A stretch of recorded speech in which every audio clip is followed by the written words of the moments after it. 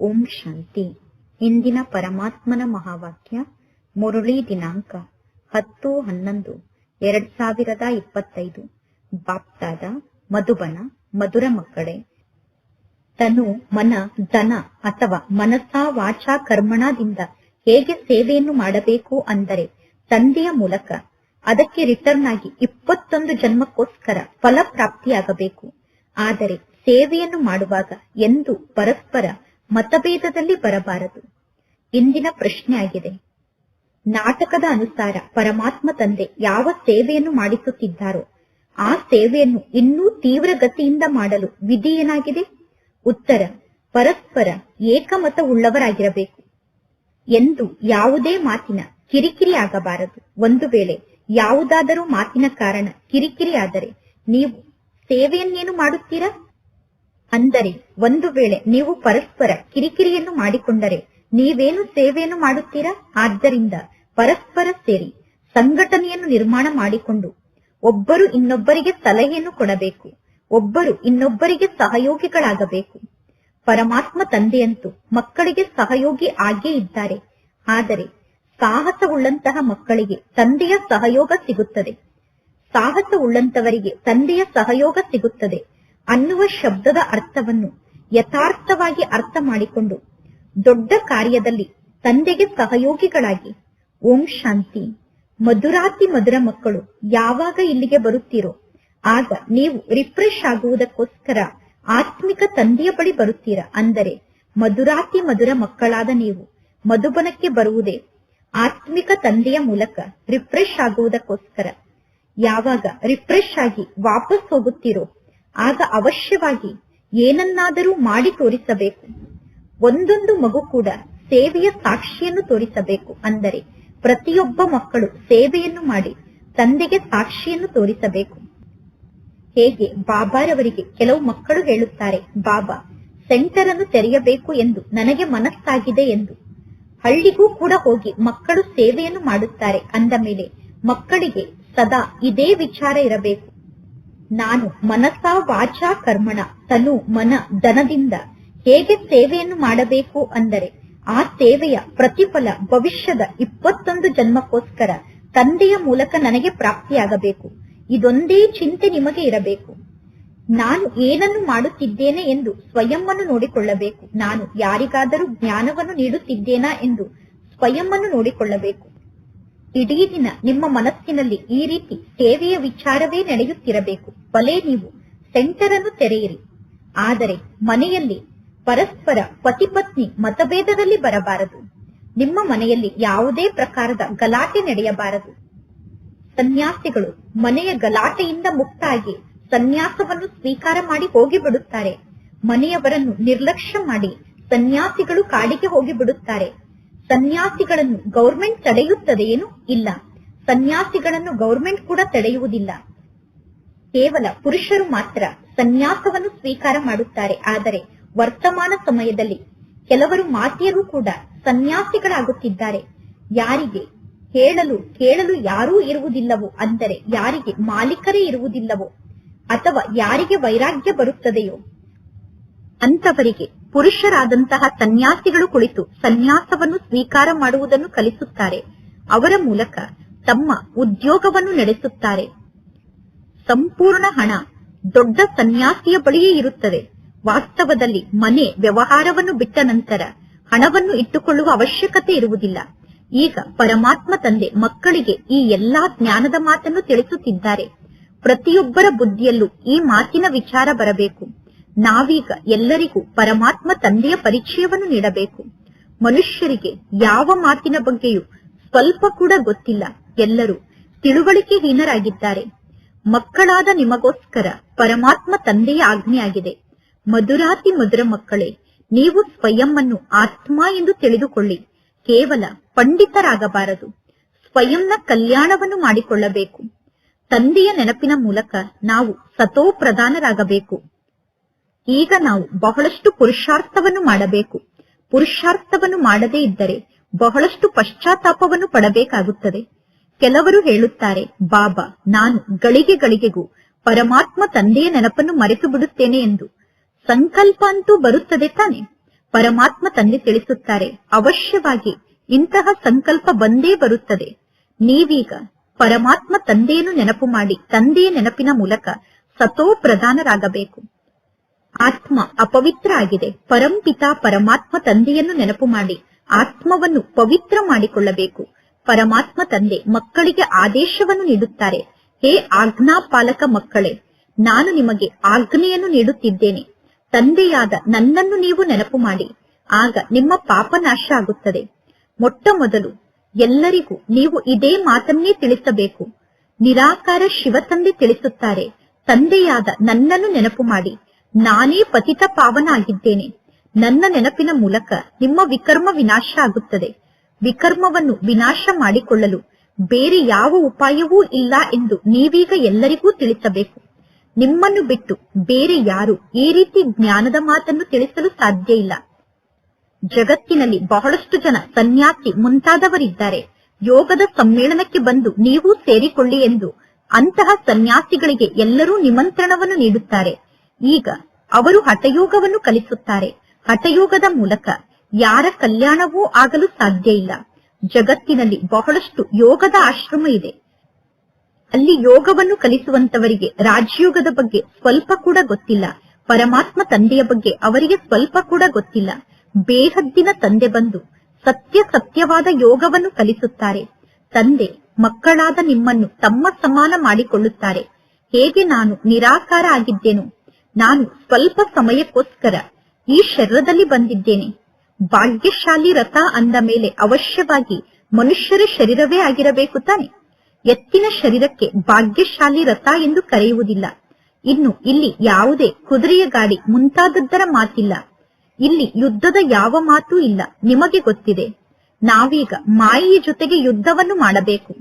ಗಾಯನ ಕೂಡ ಇದೆ, ಮಾಯೆಗೆ ಸೋತರೆ ಸೋತಂತೆ, ಮಾಯೆಯನ್ನು ಗೆದ್ದರೆ ಗೆದ್ದಂತೆ ಎಂದು. ನೀವೀಗ ಬಹಳ ಚೆನ್ನಾಗಿ ಜ್ಞಾನವನ್ನು ತಿಳಿಸಬಹುದು. ಆದರೆ ಇನ್ನೂ ನೀವೀಗ ಶಿಕ್ಷಣವನ್ನು ಕಲಿಯುತ್ತಿದ್ದೀರಾ. ಕೆಲವರು ಶಿಕ್ಷಣವನ್ನು ಕಲಿಯುತ್ತಾ ಸಂಪೂರ್ಣ ಮೇಲಿನಿಂದ ಭೂಮಿಯ ಮೇಲೆ ಬಿದ್ದು ಬಿಡುತ್ತಾರೆ. ಕೆಲವರ ಜೀವನದಲ್ಲಿ ಬಹಳಷ್ಟು ಕಿರಿಕಿರಿ ನಡೆಯುತ್ತದೆ. ಇಬ್ಬರು ಸಹೋದರಿಯರ ಮಧ್ಯದಲ್ಲಿ ಪರಸ್ಪರ ಏಕತೆ ಇರುವುದಿಲ್ಲ. ಇಬ್ಬರು ಪರಸ್ಪರ ಉಪ್ಪು ನೀರಿನಂತೆ ಆಗಿಬಿಡುತ್ತಾರೆ. ನೀವೀಗ ಪರಸ್ಪರರ ಜೊತೆಗೆ ಎಂದೂ ಕಿರಿಕಿರಿಯನ್ನು ಮಾಡಿಕೊಳ್ಳಬಾರದು. ಪರಸ್ಪರರ ಮಧ್ಯದಲ್ಲಿ ಯಾವ ಮಾತಿನ ಕಿರಿಕಿರಿಯೂ ಇರಬಾರದು. ಒಂದು ವೇಳೆ ನೀವು ಪರಸ್ಪರ ಕಿರಿಕಿರಿಯನ್ನು ಮಾಡಿಕೊಂಡರೆ ನೀವು ತಂದೆಯ ಸೇವೆಯನ್ನು ಹೇಗೆ ಮಾಡಲು ಸಾಧ್ಯ? ಬಹಳಷ್ಟು ಒಳ್ಳೊಳ್ಳೆಯ ಮಕ್ಕಳ ಪರಿಸ್ಥಿತಿ ಕೂಡ ಈ ರೀತಿ ಆಗಿಬಿಡುತ್ತದೆ. ಅಂದರೆ ಬಹಳ ಒಳ್ಳೆಯ ಮಕ್ಕಳು ಕೂಡ ಪರಸ್ಪರ ಕಿರಿಕಿರಿಯನ್ನು ಮಾಡಿಕೊಂಡು ಮತಭೇದದಲ್ಲಿ ಬಂದು ಬಿಡುತ್ತಾರೆ. ಈಗಲೇ ಒಂದು ವೇಳೆ ತಂದೆ ಮಾಲೆಯನ್ನು ನಿರ್ಮಾಣ ಮಾಡಿದರೆ ಆ ಮಾಲೆ ಡಿಫೆಕ್ಟೆಡ್ ಮಾಲೆ ಆಗಿಬಿಡುತ್ತದೆ. ಅಂದರೆ ದೋಷದಿಂದ ಕೂಡಿರುವಂತಹ ಮಾಲೆ ಆಗಿಬಿಡುತ್ತದೆ. ಇನ್ನೂ ಇವರಲ್ಲಿ ಇಂತಿಂತಹ ಅವಗುಣ ಇದೆ ಎಂದು ಎಲ್ಲರಿಗೂ ಗೊತ್ತಾಗುತ್ತದೆ. ನಾಟಕದ ಪ್ಲಾನ್ನ ಅನುಸಾರ ಪರಮಾತ್ಮ ತಂದೆ ಮಕ್ಕಳ ಮೂಲಕ ಸೇವೆಯನ್ನು ಮಾಡಿಸುತ್ತಾರೆ. ಸೇವೆಗೋಸ್ಕರ ತಂದೆ ಆದೇಶವನ್ನು ನೀಡುತ್ತಿರುತ್ತಾರೆ. ದೆಹಲಿಯಲ್ಲಿ 4 ಕಡೆ ಸೇವೆಯನ್ನು ಮಾಡುವುದಕ್ಕೋಸ್ಕರ ಮುತ್ತಿಗೆಯನ್ನು ಹಾಕಬೇಕು. ಕೇವಲ ಒಬ್ಬರು ಮಾತ್ರ ಸೇವೆಯನ್ನು ಮಾಡುವುದಲ್ಲ, ನೀವು ಪರಸ್ಪರ ಸೇರಿ ಸೇವೆಗೋಸ್ಕರ ಸಲಹೆಯನ್ನು ಹುಡುಕಬೇಕು. ಎಲ್ಲರೂ ಏಕಮತ ಉಳ್ಳವರಾಗಿರಬೇಕು. ಸೇವೆಯನ್ನು ಮಾಡುವಾಗ ಪರಸ್ಪರ ಎಲ್ಲರೂ ಸೇರಿ ಏಕಮತದಿಂದ ಇರಬೇಕು. ತಂದೆ ಒಬ್ಬರೇ ಆಗಿದ್ದಾರೆ. ಆದರೆ ಸಹಯೋಗಿ ಮಕ್ಕಳಿಲ್ಲದೆ ಯಾವುದೇ ಕಾರ್ಯವನ್ನು ತಂದೆ ಮಾಡುವುದಿಲ್ಲ. ತಂದೆ ಒಬ್ಬರೇ ಆಗಿದ್ದರೂ ಕೂಡ ಸಹಯೋಗಿ ಮಕ್ಕಳನ್ನು ಬಿಟ್ಟು ತಂದೆ ಒಬ್ಬರೇ ಕಾರ್ಯವನ್ನು ಮಾಡುವುದಿಲ್ಲ. ನೀವು ಸೆಂಟರ್ ಅನ್ನು ತೆರೆಯುತ್ತೀರಾ, ಮತವನ್ನೂ ಕೂಡ ಪಡೆದುಕೊಳ್ಳುತ್ತೀರಾ. ನೀವು ಸೆಂಟರ್ ಅನ್ನು ತೆರೆಯುವುದಕ್ಕೋಸ್ಕರ ತಂದೆಯ ಮೂಲಕ ಮತವನ್ನು ಪಡೆದುಕೊಳ್ಳುತ್ತೀರಾ. ಪರಮಾತ್ಮ ತಂದೆ ಕೇಳುತ್ತಾರೆ, ನೀವು ಸಹಯೋಗವನ್ನು ನೀಡುವಂತವರಾಗಿದ್ದೀರಾ ತಾನೆ? ಮಕ್ಕಳಾದ ನೀವು ಹೇಳುತ್ತೀರಾ, ಹೌದು ಬಾಬಾ, ನಾವು ಸಹಯೋಗವನ್ನು ನೀಡುತ್ತೇವೆ. ಒಂದು ವೇಳೆ ಸಹಯೋಗವನ್ನು ನೀಡುವಂತವರೇ ಇರದೇ ಇದ್ದರೆ ಏನನ್ನೂ ಮಾಡಲು ಸಾಧ್ಯ ಇಲ್ಲ. ಮನೆಗೆ ಮಿತ್ರ ಸಂಬಂಧಿ ಮುಂತಾದವರು ಬರುತ್ತಾರೆ. ಮನೆಗೆ ಬಂದಂತಹ ಸಂಬಂಧಿಗಳು ನಿಂದನೆಯನ್ನೂ ಕೂಡ ಮಾಡಬಹುದು ಅಥವಾ ನಿಮ್ಮನ್ನು ಜ್ಞಾನ ಮಾರ್ಗದಿಂದ ದೂರ ಮಾಡಲು ಪ್ರಯತ್ನ ಪಡಬಹುದು. ಆದರೆ ನೀವು ಅವರ ಮಾತಿನ ಕಡೆ ಗಮನವನ್ನು ಕೊಡಬಾರದು, ಅವರ ಮಾತನ್ನು ಕೇರ್ ಮಾಡಬಾರದು. ಮಕ್ಕಳಾದ ನೀವು ಪರಸ್ಪರ ಕುಳಿತು ಸೇವೆಗೋಸ್ಕರ ಸಲಹೆಯನ್ನು ಹುಡುಕಬೇಕು. ಹೇಗೆ ಸೆಂಟರ್ ಅನ್ನು ತೆರೆಯುತ್ತೀರಾ ಅಂದ ಮೇಲೆ ಎಲ್ಲರೂ ಸೇರಿ ಪರಮಾತ್ಮ ತಂದೆಗೆ ಪತ್ರವನ್ನು ಬರೆಯುತ್ತೀರಾ. ಬಾಬಾ, ನಾವು ಬ್ರಾಹ್ಮಣಿಯ ಮೂಲಕ ಸಲಹೆಯನ್ನು ಪಡೆದುಕೊಂಡು ಈ ಕಾರ್ಯವನ್ನು ಮಾಡುತ್ತೇವೆ ಎಂದು ತಂದೆಗೆ ಪತ್ರವನ್ನು ಬರೆಯುತ್ತೀರಾ? ಸಿಂಧಿ ಭಾಷೆಯಲ್ಲಿ ಒಂದು ಮಾತನ್ನು ಹೇಳುತ್ತಾರೆ, ಒಂದರ ಜೊತೆಗೆ 2 ಸೇರಿದರೆ 12 ಆಗುತ್ತದೆ ಎಂದು. ಒಂದರ ಪಕ್ಕದಲ್ಲಿ 2 ಬರೆದಾಗ 12 ಆಗುತ್ತದೆ ಎಂದು. ಅಂದ ಮೇಲೆ 12 ಜನ ಒಟ್ಟಿಗೆ ಸೇರಿದರೆ ಇನ್ನೂ ಒಳ್ಳೆಯ ಸಲಹೆ ನಿಮಗೆ ಸಿಗುತ್ತದೆ. ಕೆಲವೊಂದು ಸ್ಥಾನದಲ್ಲಿ ಒಬ್ಬರು ಇನ್ನೊಬ್ಬರಿಂದ ಸಲಹೆಯನ್ನು ಪಡೆದುಕೊಳ್ಳುವುದೇ ಇಲ್ಲ. ಕೆಲವೊಂದು ಸ್ಥಾನದಲ್ಲಿ ಪರಸ್ಪರ ಒಬ್ಬರು ಇನ್ನೊಬ್ಬರಿಂದ ಸಲಹೆಯನ್ನು ಪಡೆದುಕೊಳ್ಳುವುದಿಲ್ಲ. ಈಗ ಪರಸ್ಪರರಿಂದ ಸಲಹೆಯನ್ನು ಪಡೆದುಕೊಳ್ಳದೆ ಹಾಗೆ ಕಾರ್ಯ ನಡೆಯಲು ಸಾಧ್ಯ ಇದೆಯೇನು? ಪರಮಾತ್ಮ ತಂದೆ ತಿಳಿಸುತ್ತಾರೆ, ಎಲ್ಲಿಯವರೆಗೂ ನೀವು ಪರಸ್ಪರ ಸೇರಿ ಸಂಘಟನೆಯನ್ನು ರಚನೆ ಮಾಡಿ ಸಂಘಟನೆಯಲ್ಲಿ ಇರುವುದಿಲ್ಲವೋ ಅಲ್ಲಿಯವರೆಗೂ ನೀವು ದೊಡ್ಡ ಕಾರ್ಯವನ್ನು ಹೇಗೆ ಮಾಡಲು ಸಾಧ್ಯ? ಸಣ್ಣ ಅಂಗಡಿ ಮತ್ತು ದೊಡ್ಡ ಅಂಗಡಿ ಎರಡೂ ಇರುತ್ತದೆ ತಾನೆ. ಪರಸ್ಪರ ಸೇರಿ ಸಂಘಟನೆಯನ್ನು ನಿರ್ಮಾಣ ಮಾಡಿಕೊಳ್ಳಬೇಕು. ಬಾಬಾ, ನೀವು ನಮಗೆ ಸಹಯೋಗವನ್ನು ನೀಡಿ ಎಂದು ಯಾರೂ ಹೇಳುವುದಿಲ್ಲ. ಮೊದಲು ಸಹಯೋಗವನ್ನು ನೀಡುವಂತವರನ್ನು ತಯಾರು ಮಾಡಿಕೊಳ್ಳಬೇಕು. ನಂತರ ಪರಮಾತ್ಮ ತಂದೆ ತಿಳಿಸುತ್ತಾರೆ, ಸಾಹಸ ಮಕ್ಕಳದ್ದು, ಸಹಯೋಗ ಪರಮಾತ್ಮ ತಂದೆಯದ್ದು. ಸೇವೆಯನ್ನು ಮಾಡಲು ನೀವು ಸಾಹಸವನ್ನು ಮಾಡಿದರೆ ತಂದೆ ಸಹಯೋಗವನ್ನು ನೀಡುತ್ತಾರೆ. ಮೊದಲು ನಿಮ್ಮ ಸಹಯೋಗಿಗಳನ್ನು ತಯಾರು ಮಾಡಿಕೊಳ್ಳಿ. ಬಾಬಾ, ನಾನು ಇಷ್ಟು ಸೇವೆಯನ್ನು ಮಾಡುತ್ತೇನೆ, ಇನ್ನು ನೀವು ನನಗೆ ಇಷ್ಟು ಮಾತಿನ ಸಹಯೋಗವನ್ನು ನೀಡಿ ಎಂದು ಹೇಳಬೇಕು. ಎಂದೂ ಈ ರೀತಿ ಹೇಳಬಾರದು. ಮೊದಲೇ ನೀವು ಸಹಯೋಗವನ್ನು ನೀಡಿ ಎಂದು ಹೇಳಬಾರದು. ಸಾಹಸ ಮಕ್ಕಳದ್ದು, ಸಹಯೋಗ ಪರಮಾತ್ಮ ತಂದೆಯದ್ದು ಅನ್ನುವ ಮಾತಿನ ಅರ್ಥವನ್ನೂ ಕೂಡ ಯಾರೂ ತಿಳಿದುಕೊಂಡಿಲ್ಲ. ಮೊದಲು ಮಕ್ಕಳಾದ ನಿಮ್ಮಲ್ಲಿ ಸಾಹಸ ಇರಬೇಕು. ಯಾರ್ಯಾರು ಯಾವ ಯಾವ ಮಾತಿನಲ್ಲಿ ಸಹಯೋಗವನ್ನು ನೀಡುತ್ತಿದ್ದಾರೆ ಅನ್ನುವ ಸಂಪೂರ್ಣ ಲೆಕ್ಕವನ್ನು ನೀವು ಬರೆಯುತ್ತೀರಾ? ಬಾಬಾ, ಇಂತಿಂತವರು ಇಂತಿಂತಹ ಮಾತಿನಲ್ಲಿ ಸಹಯೋಗವನ್ನು ನೀಡುತ್ತಿದ್ದಾರೆ ಎಂದು ಕಾಯಿದೆಗನುಸಾರವಾಗಿ ಲೆಕ್ಕವನ್ನು ಬರೆದು ತಂದೆಗೆ ಕೊಡುತ್ತೀರಾ? ಒಬ್ಬೊಬ್ಬರಿಗೂ ಸೆಂಟರ್ ಅನ್ನು ತೆರೆಯಲು ನಮಗೆ ಸಹಯೋಗವನ್ನು ನೀಡಿ ಎಂದು ಎಂದೂ ಹೇಳಬಾರದು.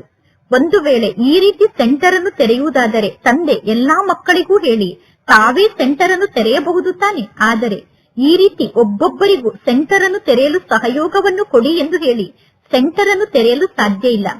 ಕಮಿಟಿಯವರು ಪರಸ್ಪರ ಸೇರಬೇಕು. ಪರಸ್ಪರ ಕಮಿಟಿಯವರು ಸೇರಿ ಮೀಟಿಂಗ್ ಅನ್ನು ಮಾಡಿ ನೀವೇ ಸೆಂಟರ್ ಅನ್ನು ತೆರೆಯಬೇಕು. ಆದರೆ ಮಕ್ಕಳಾದ ನಿಮ್ಮಲ್ಲಿ ನಂಬರ್ ವಾರ್ ಆಗಿದ್ದೀರಾ. ಕೆಲವರು ಸ್ವಲ್ಪ ಕೂಡ ಜ್ಞಾನವನ್ನು ಅರ್ಥ ಮಾಡಿಕೊಂಡಿಲ್ಲ. ಇನ್ನು ಕೆಲವರು ಬಹಳಷ್ಟು ಹರ್ಷಿತರಾಗಿ ಇರುತ್ತಾರೆ. ಈ ಜ್ಞಾನ ಮಾರ್ಗದಲ್ಲಿ ಮಕ್ಕಳಾದ ನೀವು ಬಹಳಷ್ಟು ಖುಷಿಯಲ್ಲಿ ಇರಬೇಕು ಎಂದು ತಂದೆ ತಿಳಿದುಕೊಂಡಿದ್ದಾರೆ. ಒಬ್ಬ ತಂದೆ ನಮಗೆ ತಂದೆ ಶಿಕ್ಷಕ ಗುರು ಆಗಿದ್ದಾರೆ. ಒಬ್ಬರೇ ತಂದೆ ಶಿಕ್ಷಕ ಗುರುವಿನ ರೂಪದಲ್ಲಿ ಸಿಕ್ಕಿದ್ದಾರೆ. ಅಂದ ಮೇಲೆ ಮಕ್ಕಳಿಗೆ ಖುಷಿ ಇರಬೇಕು. ಜಗತ್ತಿನ ಜನರಿಗೆ ಈ ಜ್ಞಾನದ ಮಾತು ಗೊತ್ತಿಲ್ಲ. ಶಿವ ತಂದೆ ಜ್ಞಾನದ ಸಾಗರ ಆಗಿದ್ದಾರೆ. ಪತಿತ ಪಾವನ ಆಗಿದ್ದಾರೆ. ಸರ್ವರ ಸದ್ಗತಿದಾತ ಆಗಿದ್ದಾರೆ.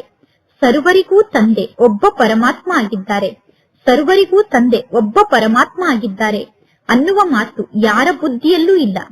ಈಗ ಮಕ್ಕಳಾದ ನಿಮಗೆ ಗೊತ್ತಿದೆ, ಅದೇ ಪರಮಾತ್ಮ ತಂದೆ ಜ್ಞಾನದ ಸಾಗರ ಆಗಿದ್ದಾರೆ, ಮುಕ್ತಿದಾತ ಆಗಿದ್ದಾರೆ, ಮಾರ್ಗದರ್ಶಕ ಆಗಿದ್ದಾರೆ. ಅಂದ ಮೇಲೆ ಮಕ್ಕಳಾದ ನೀವು ತಂದೆಯ ಮತದಂತೆ ನಡೆಯಬೇಕು. ಪರಸ್ಪರ ನೀವು ಸೇರಿ ಸಲಹೆಯನ್ನು ಹುಡುಕಬೇಕು. ಸೇವೆಗೋಸ್ಕರ ಹಣವನ್ನು ಖರ್ಚು ಮಾಡಬೇಕು. ಇಲ್ಲಿ ಕೇವಲ ಒಬ್ಬರ ಮತದಂತೆ ನಡೆಯಲು ಸಾಧ್ಯ ಇಲ್ಲ. ಎಲ್ಲಾ ಸಹಯೋಗಿಗಳು ಕೂಡ ಇಲ್ಲಿ ಬೇಕು. ಅಂದ ಮೇಲೆ ಮಕ್ಕಳಿಗೆ ಬುದ್ಧಿಯಲ್ಲಿ ಈ ರೀತಿ ವಿಚಾರ ಇರಬೇಕು. ಈಗ ಮಕ್ಕಳಾದ ನೀವು ಮನೆ ಮನೆಗೂ ಹೋಗಿ ತಂದೆಯ ಸಂದೇಶವನ್ನು ನೀಡಬೇಕು. ಮಕ್ಕಳು ಬಾಬಾರವರನ್ನು ಕೇಳುತ್ತಾರೆ, ಬಾಬಾ, ಮದುವೆ ಮನೆಗೆ ನಮಗೆ ನಿಮಂತ್ರಣ ಸಿಕ್ಕಿದೆ, ನಾವು ಮದುವೆಗೆ ಹೋಗಬಹುದೇ ಎಂದು. ಪರಮಾತ್ಮ ತಂದೆ ತಿಳಿಸುತ್ತಾರೆ, ಏಕೆ ಹೋಗಬಾರದು? ಅವಶ್ಯವಾಗಿ ಮದುವೆ ಮನೆಗೆ ಹೋಗಿ ನೀವು ನಿಮ್ಮ ಸೇವೆಯನ್ನು ಮಾಡಿ, ಅನೇಕರ ಕಲ್ಯಾಣವನ್ನು ಮಾಡಿ. ಮದುವೆ ಮನೆಯಲ್ಲೂ ಕೂಡ ನೀವು ಭಾಷಣವನ್ನು ಮಾಡಬಹುದು. ಸಾವು ಸಮ್ಮುಖದಲ್ಲೇ ನಿಂತಿದೆ. ಪರಮಾತ್ಮ ತಂದೆ ತಿಳಿಸುತ್ತಾರೆ, ತಂದೆಯಾದ ನನ್ನೊಬ್ಬನನ್ನೇ ನೀವು ನೆನಪು ಮಾಡಿ ಎಂದು. ಈಗ ಈ ಜಗತ್ತಿನಲ್ಲಿ ಎಲ್ಲರೂ ಪಾಪಾತ್ಮರಾಗಿದ್ದಾರೆ. ಪರಮಾತ್ಮ ತಂದೆಗೆ ಜಗತ್ತಿನ ಜನ ನಿಂದನೆಯನ್ನು ಮಾಡುತ್ತಿರುತ್ತಾರೆ. ತಂದೆಯಿಂದ ನಿಮ್ಮನ್ನು ವಿಮುಖರನ್ನಾಗಿ ಮಾಡುತ್ತಾರೆ. ಗಾಯನ ಕೂಡ ಇದೆ, ವಿನಾಶ ಕಾಲದಲ್ಲಿ ವಿಪರೀತ ಬುದ್ಧಿ ಉಳ್ಳವರು ಎಂದು. ವಿನಾಶ ಕಾಲದಲ್ಲಿ ವಿಪರೀತ ಬುದ್ಧಿ ಉಳ್ಳವರು ಎಂದು ಯಾರು ಹೇಳಿದರು? ಪರಮಾತ್ಮ ತಂದೆ ಸ್ವಯಂ ಹೇಳುತ್ತಾರೆ, ನನ್ನ ಜೊತೆಗೆ ಪ್ರೀತಿ ಬುದ್ಧಿ ಇಲ್ಲ ಅಂದರೆ ಅವರು ವಿನಾಶ ಕಾಲದಲ್ಲಿ ವಿಪರೀತ ಬುದ್ಧಿ ಉಳ್ಳವರಾಗಿದ್ದಾರೆ. ವಿನಾಶ ಕಾಲದಲ್ಲಿ ವಿಪರೀತ ಬುದ್ಧಿ ಉಳ್ಳವರು ಇದ್ದಾರೆ ತಾನೆ. ಯಾರು ವಿನಾಶ ಕಾಲದಲ್ಲಿ ವಿಪರೀತ ಬುದ್ಧಿ ಉಳ್ಳವರಾಗಿದ್ದಾರೋ ಅವರು ತಂದೆಯ ಬಗ್ಗೆ ಅರ್ಥ ಮಾಡಿಕೊಂಡಿಲ್ಲ. ಯಾರು ಪ್ರೀತಿ ಬುದ್ಧಿ ಉಳ್ಳವರಾಗಿದ್ದಾರೋ ಅವರು ತಂದೆಯಾದ ನನ್ನನ್ನೇ ನೆನಪು ಮಾಡುತ್ತಾರೆ, ಅವರೇ ವಿಜಯಿಗಳಾಗುತ್ತಾರೆ. ಬಲೆ ತಂದೆಯ ಬಗ್ಗೆ ಪ್ರೀತಿ ಇರಬಹುದು, ಆದರೆ ತಂದೆಯನ್ನು ಮಕ್ಕಳು ನೆನಪು ಮಾಡುವುದೇ ಇಲ್ಲ. ತಂದೆಯನ್ನು ನೆನಪು ಮಾಡದೇ ಇದ್ದರೆ ಕಡಿಮೆ ಪದವಿಯನ್ನು ಪಡೆದುಕೊಳ್ಳುತ್ತೀರಾ. ಪರಮಾತ್ಮ ತಂದೆ ಮಕ್ಕಳಿಗೆ ಆದೇಶವನ್ನು ನೀಡುತ್ತಾರೆ. ಮುಖ್ಯ ಮಾತು ಅಂದರೆ ಎಲ್ಲರಿಗೂ ಸಂದೇಶವನ್ನು ನೀಡುವುದಾಗಿದೆ. ಪರಮಾತ್ಮ ತಂದೆಯನ್ನು ನೆನಪು ಮಾಡಿ, ಆಗ ನೀವು ಪಾವನರಾಗಿ ಪಾವನ ಜಗತ್ತಿಗೆ ಮಾಲೀಕರಾಗುತ್ತೀರಾ. ನಾಟಕದ ಅನುಸಾರ ಪರಮಾತ್ಮ ತಂದೆ ವೃದ್ಧ ಮಾನವನ ಶರೀರವನ್ನು ಲೋನಾಗಿ ತೆಗೆದುಕೊಳ್ಳಬೇಕಾಗುತ್ತದೆ. ಬ್ರಹ್ಮ ತಂದೆ ವಾನಪ್ರಸ್ಥ ಸ್ಥಿತಿಯನ್ನು ತಲುಪಿದಾಗ ಶಿವ ತಂದೆ ಬ್ರಹ್ಮ ತಂದೆಯ ತನುವಿನಲ್ಲಿ ಪ್ರವೇಶವನ್ನು ಮಾಡುತ್ತಾರೆ. ಮನುಷ್ಯರು ವಾನಪ್ರಸ್ಥ ಸ್ಥಿತಿಯನ್ನು ತಲುಪಿದಾಗ ಭಗವಂತ ತಂದೆಯ ಜೊತೆಗೆ ಮಿಲನವನ್ನು ಮಾಡಲು ಎಷ್ಟೊಂದು ಪರಿಶ್ರಮವನ್ನು ಪಡುತ್ತಾರೆ. ಭಕ್ತಿ ಮಾರ್ಗದಲ್ಲಿ ಎಲ್ಲರೂ ತಿಳಿದುಕೊಂಡಿದ್ದಾರೆ, ಜಪ ತಪ ಮುಂತಾದದ್ದನ್ನು ಮಾಡುವುದು ಇದೆಲ್ಲ ಭಗವಂತ ತಂದೆಯ ಜೊತೆಗೆ ಮಿಲನವನ್ನು ಮಾಡುವ ಮಾರ್ಗ ಆಗಿದೆ ಎಂದು. ಆದರೆ ಯಾವಾಗ ತಂದೆ ಸಿಗುತ್ತಾರೆ ಅನ್ನುವ ಯಾವ ಮಾತಿನ ಬಗ್ಗೆಯೂ ಯಾರಿಗೂ ಗೊತ್ತಿಲ್ಲ. ಜನ್ಮ ಜನ್ಮಾಂತರದಿಂದ ಭಕ್ತಿಯನ್ನು ಮಾಡುತ್ತಾ ಬಂದಿದ್ದಾರೆ. ಭಗವಂತ ತಂದೆ ಯಾರಿಗೂ ಸಿಗುವುದೇ ಇಲ್ಲ. ಭಕ್ತಿಯನ್ನು ಮಾಡಿದರೂ ಕೂಡ ಭಗವಂತ ತಂದೆ ಯಾರಿಗೂ ಸಿಕ್ಕೇ ಇಲ್ಲ. ಪರಮಾತ್ಮ ತಂದೆ ಯಾವಾಗ ಈ ಸೃಷ್ಟಿಗೆ ಬರುತ್ತಾರೆ ಅನ್ನುವುದೂ ಕೂಡ ಯಾರಿಗೂ ಗೊತ್ತಿಲ್ಲ. ಯಾವಾಗ ಹಳೆಯ ಜಗತ್ತನ್ನು ಹೊಸ ಜಗತ್ತನ್ನಾಗಿ ಮಾಡುವ ಸಮಯ ಬರುತ್ತದೆಯೋ ಆಗ ತಂದೆ ಈ ಸೃಷ್ಟಿಗೆ ಬರುತ್ತಾರೆ. ರಚಯಿತ ಒಬ್ಬ ಪರಮಾತ್ಮ ತಂದೆ ಆಗಿದ್ದಾರೆ. ಶಿವ ತಂದೆಯ ಚಿತ್ರ ಕೂಡ ಇದೆ, ಆದರೆ ತ್ರಿಮೂರ್ತಿಯ ಚಿತ್ರದಲ್ಲಿ ಶಿವ ತಂದೆಯನ್ನು ತೋರಿಸುವುದೇ ಇಲ್ಲ. ಶಿವ ತಂದೆಯನ್ನು ಬಿಟ್ಟು ಕೇವಲ ಬ್ರಹ್ಮ ವಿಷ್ಣು ಶಂಕರರನ್ನು ತ್ರಿಮೂರ್ತಿಯ ಚಿತ್ರದಲ್ಲಿ ತೋರಿಸಿದ್ದಾರೆ. ಅಂದರೆ ಚಿತ್ರದಲ್ಲಿ ಕುತ್ತಿಗೆಯವರೆಗೂ ಕಟ್ ಮಾಡಿಬಿಟ್ಟಿದ್ದಾರೆ. ಚಿತ್ರವನ್ನು ಕುತ್ತಿಗೆಯವರೆಗೂ ಕಟ್ ಮಾಡಿಬಿಟ್ಟಿದ್ದಾರೆ. ಪರಮಾತ್ಮ ತಂದೆ ಇಲ್ಲದೇ ಇದ್ದರೆ ಎಲ್ಲರೂ ಅನಾಥರಾಗಿ ಬಿಡುತ್ತಾರೆ. ತಂದೆ ತಿಳಿಸುತ್ತಾರೆ, ನಾನು ಬಂದು ನಿಮ್ಮನ್ನು ಸನಾತರನ್ನಾಗಿ ಮಾಡುತ್ತೇನೆ, ಅಂದರೆ ಮಾಲೀಕ ಆದಂತಹ ನನಗೆ ಮಕ್ಕಳನ್ನಾಗಿ ಮಾಡಿಕೊಳ್ಳುತ್ತೇನೆ. 21 ಜನ್ಮಕ್ಕೋಸ್ಕರ ನೀವು ಮಾಲೀಕನಿಗೆ ಮಕ್ಕಳಾಗುತ್ತೀರಾ. ನಂತರ ನಿಮ್ಮ ಜೀವನದಲ್ಲಿ ಯಾವುದೇ ಪ್ರಕಾರದ ಕಷ್ಟ ಇರುವುದಿಲ್ಲ. ನೀವು ಕೂಡ ಹೇಳುತ್ತೀರಾ, ಎಲ್ಲಿಯವರೆಗೂ ತಂದೆ ನಮಗೆ ಸಿಕ್ಕಿರುವುದಿಲ್ಲವೋ ಅಲ್ಲಿಯವರೆಗೂ ನಾವು ಸಂಪೂರ್ಣ ಅನಾಥರಾಗಿ ಇರುತ್ತೇವೆ, ಕಲ್ಲು ಬುದ್ಧಿಯವರಾಗಿ ಇರುತ್ತೇವೆ, ತುಚ್ಛ ಬುದ್ಧಿಯವರಾಗಿ ಇರುತ್ತೇವೆ. ಪತಿತ ಪಾವನ ಎಂದು ಪರಮಾತ್ಮ ತಂದೆಗೆ ಕರೆಯುತ್ತಾರೆ. ಆದರೆ ಆ ಪರಮಾತ್ಮ ತಂದೆ ಯಾವಾಗ ಬರುತ್ತಾರೆ ಅನ್ನುವುದು ಯಾರಿಗೂ ಗೊತ್ತಿಲ್ಲ. ಪಾವನ ಜಗತ್ತು ಹೊಸ ಜಗತ್ತಾಗಿದೆ. ಪರಮಾತ್ಮ ತಂದೆ ಎಷ್ಟು ಸಹಜ ರೂಪದಲ್ಲಿ ಜ್ಞಾನವನ್ನು ತಿಳಿಸುತ್ತಾರೆ. ಈಗ ನಿಮಗೆ ಜ್ಞಾನ ಅರ್ಥ ಆಗುತ್ತಿದೆ. ನಾನೀಗ ಪರಮಾತ್ಮ ತಂದೆಗೆ ಮಗು ಆಗಿದ್ದೇನೆ ಅಂದ ಮೇಲೆ ನಾನು ಅವಶ್ಯವಾಗಿ ಸ್ವರ್ಗಕ್ಕೆ ಮಾಲೀಕ ಆಗುತ್ತೇನೆ. ಶಿವ ತಂದೆ ಬೇಹದ್ದಿನ ಮಾಲೀಕ ಆಗಿದ್ದಾರೆ. ಪರಮಾತ್ಮ ತಂದೆ ಬಂದು ಸುಖ ಶಾಂತಿಯ ಆಸ್ತಿಯನ್ನು ನೀಡಿದ್ದರು. ಸತ್ಯುಗದಲ್ಲಿ ಸುಖ ಇತ್ತು. ಇನ್ನು ಉಳಿದ ಎಲ್ಲಾ ಆತ್ಮರು ಆ ಸಮಯದಲ್ಲಿ ಶಾಂತಿಧಾಮದಲ್ಲಿ ಇದ್ದರು. ಈ ಎಲ್ಲಾ ಜ್ಞಾನದ ಮಾತನ್ನು ಮಕ್ಕಳಾದ ನೀವು ಅರ್ಥ ಮಾಡಿಕೊಂಡಿದ್ದೀರಾ. ಶಿವ ತಂದೆ ಏಕೆ ಈ ಸೃಷ್ಟಿಗೆ ಬಂದಿರಬೇಕು? ತಂದೆ ಏಕೆ ಈ ಸೃಷ್ಟಿಗೆ ಬಂದಿದ್ದಾರೆ? ಅವಶ್ಯವಾಗಿ ಹೊಸ ಜಗತ್ತನ್ನು ನಿರ್ಮಾಣ ಮಾಡಲು ತಂದೆ ಈ ಸೃಷ್ಟಿಗೆ ಬಂದಿದ್ದಾರೆ. ಪತಿತರನ್ನು ಪಾವನರನ್ನಾಗಿ ಮಾಡಲು ತಂದೆ ಈ ಸೃಷ್ಟಿಗೆ ಬಂದಿದ್ದಾರೆ. ಅವಶ್ಯವಾಗಿ ತಂದೆ ಶ್ರೇಷ್ಠ ಕಾರ್ಯವನ್ನು ಮಾಡಿರಬೇಕು. ಮನುಷ್ಯರು ಸಂಪೂರ್ಣ ಘೋರ ಅಂಧಕಾರದಲ್ಲಿ ಇದ್ದಾರೆ. ಪರಮಾತ್ಮ ತಂದೆ ತಿಳಿಸುತ್ತಾರೆ, ಇದೆಲ್ಲವೂ ನಾಟಕದಲ್ಲಿ ಫಿಕ್ಸ್ ಆಗಿದೆ. ಪರಮಾತ್ಮ ತಂದೆ ಮಕ್ಕಳಾದ ನಿಮ್ಮನ್ನು ಜಾಗೃತರನ್ನಾಗಿ ಮಾಡುತ್ತಾರೆ. ಈಗ ನಿಮಗೆ ನಾಟಕದ ಬಗ್ಗೆ ಸಂಪೂರ್ಣ ಗೊತ್ತಾಗಿದೆ. ಹೇಗೆ ಹೊಸ ಜಗತ್ತು ಪುನಃ ಹಳೆಯ ಜಗತ್ತಾಗುತ್ತದೆ ಅನ್ನುವುದು ನಿಮಗೆ ಗೊತ್ತಿದೆ. ಪರಮಾತ್ಮ ತಂದೆ ತಿಳಿಸುತ್ತಾರೆ, ನೀವೀಗ ಎಲ್ಲವನ್ನೂ ಬಿಟ್ಟು, ಅಂದರೆ ಎಲ್ಲಾ ಸಂಬಂಧವನ್ನು ಬಿಟ್ಟು ತಂದೆಯಾದ ನನ್ನೊಬ್ಬನನ್ನೇ ನೆನಪು ಮಾಡಿ. ಈಗ ನಿಮಗೆ ಯಾರ ಬಗ್ಗೆಯೂ ತಿರಸ್ಕಾರದ ಭಾವನೆ ಬರುವುದಿಲ್ಲ. ನೀವೀಗ ಯಾರನ್ನೂ ದ್ವೇಷಿಸುವುದಿಲ್ಲ. ಅಂದ ಮೇಲೆ ಈ ಜ್ಞಾನದ ಮಾತನ್ನು ಅವಶ್ಯವಾಗಿ ಎಲ್ಲರಿಗೂ ತಿಳಿಸಬೇಕಾಗುತ್ತದೆ. ನಾಟಕದ ಅನುಸಾರ ಮಾಯೆಯ ರಾಜ್ಯ ಬರಲೇಬೇಕು. ಈಗ ಪುನಃ ಪರಮಾತ್ಮ ತಂದೆ ತಿಳಿಸುತ್ತಾರೆ, ಮಧುರಾತಿ ಮಧುರ ಮಕ್ಕಳೇ, ಈಗ ಈ ನಾಟಕ ಚಕ್ರ ಪೂರ್ಣ ಆಗುತ್ತದೆ. ಈಗ ನಿಮಗೆ ಈಶ್ವರನ ಮತ ಸಿಕ್ಕಿದೆ. ಅಂದ ಮೇಲೆ ಈಶ್ವರನ ಮತದಂತೆ ನೀವೀಗ ನಡೆದುಕೊಳ್ಳಬೇಕು. ಪಂಚವಿಕಾರದ ಮತದಂತೆ ನೀವೀಗ ನಡೆದುಕೊಳ್ಳಬಾರದು. ಅರ್ಧ ಕಲ್ಪದಿಂದ ನೀವು ಮಾಯೆಯ ಮತದಂತೆ ನಡೆದು ತಮೋ ಪ್ರಧಾನರಾಗಿದ್ದೀರಾ. ಈಗ ನಾನು ನಿಮ್ಮನ್ನು ಸತೋ ಪ್ರಧಾನರನ್ನಾಗಿ ಮಾಡಲು ಬಂದಿದ್ದೇನೆ. ಸತೋ ಪ್ರಧಾನ ಆತ್ಮರು ಮತ್ತು ತಮೋ ಪ್ರಧಾನ ಆತ್ಮರ ಆಟ ಈ ಆಟ ಆಗಿದೆ. ಇಲ್ಲಿ ನಿಂದನೆಯ ಯಾವ ಮಾತೂ ಇಲ್ಲ. ಜಗತ್ತಿನ ಜನ ಹೇಳುತ್ತಾರೆ, ಭಗವಂತ ತಂದೆ ಇಂತಹ ಆವಾಗಮನದ ನಾಟಕವನ್ನು ಏಕೆ ರಚನೆ ಮಾಡಿದರು ಎಂದು ಈ ರೀತಿ ಪ್ರಶ್ನೆಯನ್ನು ಕೇಳುವಂತಹ ಮಾತೇ ಇಲ್ಲಿ ಉತ್ಪನ್ನ ಆಗುವುದಿಲ್ಲ. ಇದು ಒಂದು ನಾಟಕ ಚಕ್ರ ಆಗಿದೆ. ಈ ನಾಟಕ ಚಕ್ರ ಪುನಃ ಪುನರಾವರ್ತನೆ ಆಗುತ್ತಿರುತ್ತದೆ. ನಾಟಕ ಅನಾದಿಯಾಗಿದೆ. ಈಗ ಇದು ಕಲಿಯುಗ ಆಗಿದೆ. ಮೊದಲು ಸತ್ಯುಗ ಇತ್ತು. ಈಗ ಪುನಃ ಪರಮಾತ್ಮ ತಂದೆ ಬಂದಿದ್ದಾರೆ. ನೀವು ಬಾಬಾ ಬಾಬಾ ಎಂದು ಹೇಳುತ್ತಾ ಇರಿ, ಆಗ ನಿಮ್ಮ ಕಲ್ಯಾಣ ಆಗುತ್ತದೆ. ಪರಮಾತ್ಮ ತಂದೆ ತಿಳಿಸುತ್ತಾರೆ, ಇದೆಲ್ಲ ಬಹಳಷ್ಟು ಆಳವಾದ ರಹಸ್ಯದ ರಮಣೀಕ ಮಾತಾಗಿದೆ. ಹುಲಿಯ ಹಾಲನ್ನು ಹಾಕಲು ಚಿನ್ನದ ಪಾತ್ರೆ ಬೇಕು ಎಂದು ಹೇಳುತ್ತಾರೆ. ಅಂದರೆ ಹುಲಿಯ ಹಾಲನ್ನು ಸಂಗ್ರಹ ಮಾಡಲು ಚಿನ್ನದ ಪಾತ್ರೆ ಬೇಕು ಎಂದು ಹೇಳುತ್ತಾರೆ. ಅಂದ ಮೇಲೆ ನಿಮ್ಮ ಬುದ್ಧಿ ಯಾವಾಗ ಚಿನ್ನದ ಸಮಾನ ಆಗುತ್ತದೆ? ಆತ್ಮದಲ್ಲೇ ಬುದ್ಧಿ ಇದೆ ತಾನೆ. ಆತ್ಮ ಹೇಳುತ್ತದೆ, ನನ್ನ ಬುದ್ಧಿ ಈಗ ತಂದೆಯ ಜೊತೆಗೆ ಜೋಡಣೆ ಆಗಿದೆ ಎಂದು. ನಾನೀಗ ಪರಮಾತ್ಮ ತಂದೆಯನ್ನು ಬಹಳಷ್ಟು ನೆನಪು ಮಾಡುತ್ತೇನೆ ಎಂದು ಹೇಳುತ್ತಾರೆ. ಕುಳಿತಂತೆ ಬುದ್ಧಿ ಬೇರೆ ಬೇರೆ ಕಡೆ ಹೋಗಲು ಪ್ರಾರಂಭ ಮಾಡುತ್ತದೆ. ಬುದ್ಧಿಯಲ್ಲಿ ಉದ್ಯೋಗ ವ್ಯವಹಾರದ ನೆನಪು ಕೂಡ ಬರುತ್ತಿರುತ್ತದೆ. ಅಂದ ಮೇಲೆ ನೀವು ಹೇಳುತ್ತಿರುವ ಜ್ಞಾನದ ಮಾತನ್ನು ಅವರು ಹೇಗೆ ಕೇಳಿಸಿಕೊಳ್ಳಲು ಸಾಧ್ಯ? ಜ್ಞಾನದ ಮಾತನ್ನು ಕೇಳಲು ಪರಿಶ್ರಮ ಪಡಬೇಕಾಗುತ್ತದೆ. ಸಾವು ಎಷ್ಟು ಸಮೀಪಕ್ಕೆ ಬರುತ್ತಾ ಹೋಗುತ್ತದೆಯೋ ಅಷ್ಟು ತಂದೆಯ ನೆನಪು ಬಹಳಷ್ಟು ಜಾಸ್ತಿ ಇರುತ್ತದೆ. ಅಂದರೆ ಸಾವು ಸಮೀಪಕ್ಕೆ ಬಂದಾಗ ಎಲ್ಲರೂ ತಂದೆಯನ್ನು ಬಹಳಷ್ಟು ನೆನಪು ಮಾಡುತ್ತಾರೆ. ಸಾವು ಬಂದಂತಹ ಸಮಯದಲ್ಲಿ ಎಲ್ಲರೂ ಹೇಳುತ್ತಾರೆ, ಅಂದರೆ ಯಾರಿಗಾದರೂ ಸಾವು ಬಂದರೆ ಎಲ್ಲರೂ ಹೇಳುತ್ತಾರೆ, ಭಗವಂತ ತಂದೆಯನ್ನು ನೆನಪು ಮಾಡಿ. ಈಗ ಪರಮಾತ್ಮ ತಂದೆ ಸ್ವಯಂ ಹೇಳುತ್ತಾರೆ, ತಂದೆಯಾದ ನನ್ನನ್ನು ನೀವು ನೆನಪು ಮಾಡಿ.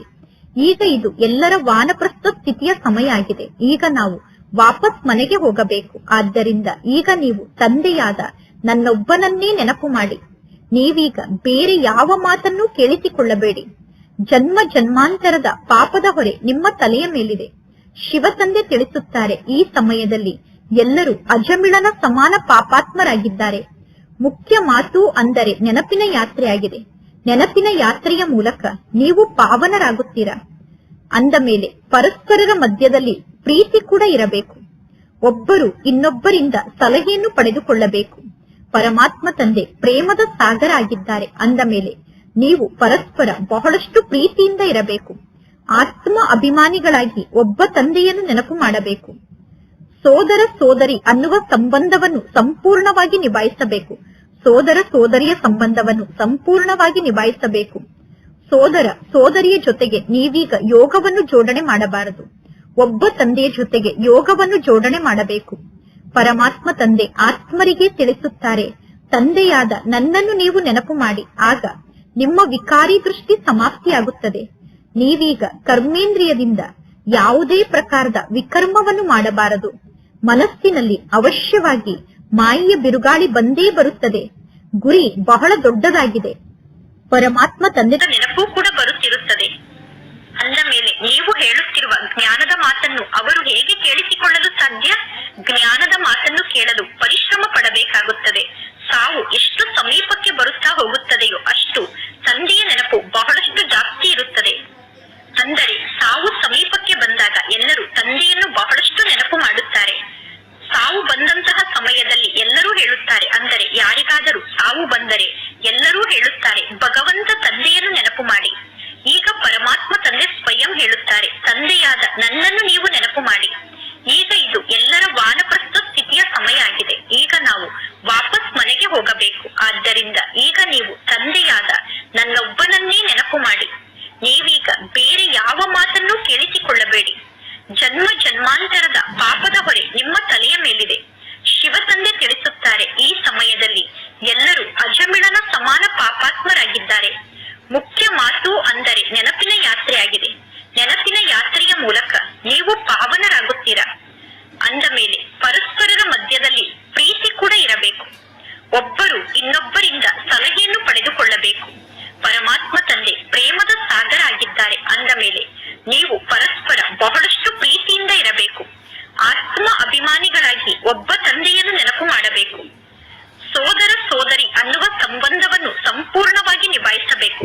ಸೋದರ ಸೋದರಿಯ ಸಂಬಂಧವನ್ನು ಸಂಪೂರ್ಣವಾಗಿ ನಿಭಾಯಿಸಬೇಕು. ಸೋದರ ಸೋದರಿಯ ಜೊತೆಗೆ ನೀವೀಗ ಯೋಗವನ್ನು ಜೋಡಣೆ ಮಾಡಬಾರದು. ಒಬ್ಬ ತಂದೆಯ ಜೊತೆಗೆ ಯೋಗವನ್ನು ಜೋಡಣೆ ಮಾಡಬೇಕು. ಪರಮಾತ್ಮ ತಂದೆ ಆತ್ಮರಿಗೆ ತಿಳಿಸುತ್ತಾರೆ, ತಂದೆಯಾದ ನನ್ನನ್ನು ನೀವು ನೆನಪು ಮಾಡಿ. ಆಗ ನಿಮ್ಮ ವಿಕಾರಿ ದೃಷ್ಟಿ ಸಮಾಪ್ತಿಯಾಗುತ್ತದೆ.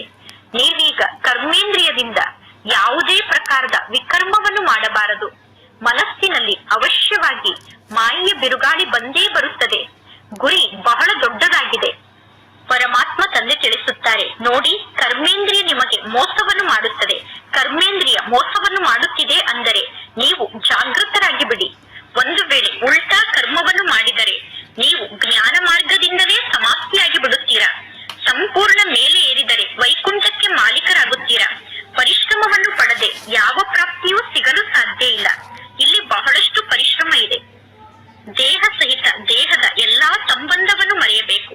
ಕೆಲವರ ಜೀವನದಲ್ಲಿ ಬಂಧನ ಇಲ್ಲ. ಬಂಧನ ಇಲ್ಲದೇ ಇದ್ದರೂ ಕೂಡ ಸ್ವಯಂ ಬಂಧನದಲ್ಲಿ ಸಿಕ್ಕಿ ಹಾಕಿಕೊಳ್ಳುತ್ತಾರೆ. ಪರಮಾತ್ಮ ತಂದೆಯ ಶ್ರೀಮತದಂತೆ ನಡೆಯುವುದಿಲ್ಲ. ನಿಮ್ಮ ಹತ್ತಿರ 1 ಲಕ್ಷ ಇರಬಹುದು, 2 ಲಕ್ಷ ಇರಬಹುದು, ಬಲೆ ನೀವು ಬಹಳ ದೊಡ್ಡ ಕುಟುಂಬದವರಾಗಿರಬಹುದು. ಆದರೂ ಕೂಡ ಪರಮಾತ್ಮ ತಂದೆ ತಿಳಿಸುತ್ತಾರೆ, ಈಗ ನೀವು ಜಾಸ್ತಿ ಉದ್ಯೋಗ ವ್ಯವಹಾರದಲ್ಲಿ ಸಿಕ್ಕಿ ಹಾಕಿಕೊಳ್ಳಬೇಡಿ. ನೀವೀಗ ವಾನಪ್ರಸ್ಥಿಗಳಾಗಿ ಖರ್ಚನ್ನು ಕಡಿಮೆ ಮಾಡಿಕೊಳ್ಳಿ. ಬಡವರು ಎಷ್ಟು ಸಾಧಾರಣವಾಗಿ ಜೀವನವನ್ನು ನಡೆಸುತ್ತಾರೆ. ಈಗ ಜಗತ್ತಿನಲ್ಲಿ ಎಂತೆಂತಹ ವಸ್ತುಗಳು ಹುಟ್ಟಿಕೊಂಡಿದೆ ಅಂದರೆ ಅದರ ಮಾತನ್ನೇ ಕೇಳಬೇಡಿ. ಅಂದರೆ ಜಗತ್ತಿನಲ್ಲಿ ಎಂತೆಂತಹ ವಸ್ತುವನ್ನು ನಿರ್ಮಾಣ ಮಾಡಿದ್ದಾರೆ ಅಂದರೆ ಅದರ ಮಾತನ್ನೇ ಕೇಳಬೇಡಿ. ಶ್ರೀಮಂತರ ಜೀವನದಲ್ಲಿ ಬಹಳಷ್ಟು ಹಣ ಖರ್ಚಾಗುತ್ತಿರುತ್ತದೆ. ಅಂದರೆ ಶ್ರೀಮಂತರು ಬಹಳಷ್ಟು ಹಣವನ್ನು ಖರ್ಚು ಮಾಡುತ್ತಿರುತ್ತಾರೆ. ಇಲ್ಲದಿದ್ದರೆ ಹೊಟ್ಟೆಗೆ ಎಷ್ಟು ಬೇಕು? ಹೊಟ್ಟೆ ಎಷ್ಟು ಆಹಾರವನ್ನು ಬಯಸುತ್ತದೆ? ಹೊಟ್ಟೆ ಕೇವಲ 1 ಪಾವ್ ಹಿಟ್ಟನ್ನು ಮಾತ್ರ ಬಯಸುತ್ತದೆ. ಹೊಟ್ಟೆಗೆ 1 ಪಾವ್ ಹಿಟ್ಟಿದ್ದರೆ ಸಾಕು. ಒಳ್ಳೆಯದು. ಮಧುರಾತಿ ಮಧುರ ಅಗಲಿ ಹೋಗಿ ಮರಳಿ ಸಿಕ್ಕಿರುವ ಮಕ್ಕಳ ಪ್ರತಿ ಮಾಸ್ತಿಕಾ ಬಾಪ್ತಾದರವರ ನೆನಪು, ಪ್ರೀತಿ ಹಾಗೂ ಸುಪ್ರಭಾತ. ಆತ್ಮಿಕ ಮಕ್ಕಳಿಗೆ ಆತ್ಮಿಕ ತಂದೆಯ ನಮಸ್ತೆ. ಆತ್ಮಿಕ ತಂದೆಗೆ ಆತ್ಮಿಕ ಮಕ್ಕಳ ನೆನಪು, ಪ್ರೀತಿ ಹಾಗೂ ನಮಸ್ತೆ ನಮಸ್ತೆ ನಮಸ್ತೆ. ಧಾರಣೆಗೋಸ್ಕರ ಮುಖ್ಯ ಸಾರ. ಫಸ್ಟ್ ಪಾಯಿಂಟ್, ನೀವೀಗ ಪರಸ್ಪರ ಬಹಳಷ್ಟು ಪ್ರೀತಿಯಿಂದ ಇರಬೇಕು. ಆದರೆ ಎಂದೂ ಕೂಡ ಸೋದರ ಸೋದರಿಯರ ಜೊತೆಗೆ ಯೋಗವನ್ನು ಜೋಡಣೆ ಮಾಡಬಾರದು. ಕರ್ಮೇಂದ್ರಿಯದಿಂದ ಯಾವುದೇ ವಿಕರ್ಮವನ್ನು ಮಾಡಬಾರದು. ಸೆಕೆಂಡ್ ಪಾಯಿಂಟ್, ಒಬ್ಬ ಈಶ್ವರ ತಂದೆಯ ಮತದಂತೆ ನಡೆದು ಸತೋ ಪ್ರಧಾನರಾಗಬೇಕು. ಮಾಯೆಯ ಮತವನ್ನು ಬಿಟ್ಟು ಬಿಡಬೇಕು. ಪರಸ್ಪರ ಸೇರಿ ಸಂಘಟನೆಯನ್ನು ಭದ್ರ ಮಾಡಬೇಕು. ಅಂದರೆ ಸಂಘಟನೆಯನ್ನು ಶಕ್ತಿಶಾಲಿ ಮಾಡಬೇಕು. ಒಬ್ಬರು ಇನ್ನೊಬ್ಬರಿಗೆ ಸಹಯೋಗಿಗಳಾಗಬೇಕು. ಇಂದಿನ ವರದಾನ ಆಗಿದೆ. ಗುರಿಗನುಸಾರವಾಗಿ ಲಕ್ಷಣವನ್ನು ಧಾರಣೆ ಮಾಡಿಕೊಳ್ಳುವಂತಹ ಮಾತಿನಲ್ಲಿ ಬ್ಯಾಲೆನ್ಸ್ ಅನ್ನು ಇಟ್ಟುಕೊಳ್ಳುವ ಕಲೆಯ ಮೂಲಕ ಏರುವ ಕಲೆಯ ಅನುಭವವನ್ನು ಮಾಡುವಂತಹ ಪರಮಾತ್ಮ ತಂದೆಯ ಸಮಾನ ಸಂಪನ್ನರಾಗಿ ಮಕ್ಕಳಾದ ನೀವು ವಿಶ್ವ ಕಲ್ಯಾಣವನ್ನು ಮಾಡುವ ಇಚ್ಛೆಯನ್ನು ಇಟ್ಟುಕೊಂಡಿದ್ದೀರಾ. ಮಕ್ಕಳಲ್ಲಿ ವಿಶ್ವ ಕಲ್ಯಾಣದ ಇಚ್ಛೆ ಇದೆ. ಅಂದ ಮೇಲೆ ತಂದೆಯ ಸಮಾನ ಆಗುವಂತಹ ಶ್ರೇಷ್ಠ ಇಚ್ಛೆ ಕೂಡ ಮಕ್ಕಳಲ್ಲಿ ಇದೆ. ಆದರೆ ಗುರಿಗೆ ತಕ್ಕಂತೆ ಲಕ್ಷಣವನ್ನು ಸ್ವಯಂನಲ್ಲಿ ಧಾರಣೆ ಮಾಡಿಕೊಳ್ಳಬೇಕು. ಗುರಿಗೆ ತಕ್ಕಂತಹ ಲಕ್ಷಣ ಸ್ವಯಂನಲ್ಲಿ ಕಾಣಿಸಬೇಕು ಅಥವಾ ಸರ್ವರಿಗೂ ಗುರಿಗೆ ತಕ್ಕಂತೆ ಲಕ್ಷಣ ಕಾಣಿಸಬೇಕು. ಆದರೆ ಈ ಮಾತಿನಲ್ಲಿ ಅಂತರ ಆಗುತ್ತದೆ. ಆದ್ದರಿಂದ ಬ್ಯಾಲೆನ್ಸ್ ಅನ್ನು ಇಟ್ಟುಕೊಳ್ಳುವಂತಹ ಕಲೆಯ ಮೂಲಕ ಈಗ ಏರುವ ಕಲೆಗೆ ಹೋಗಿ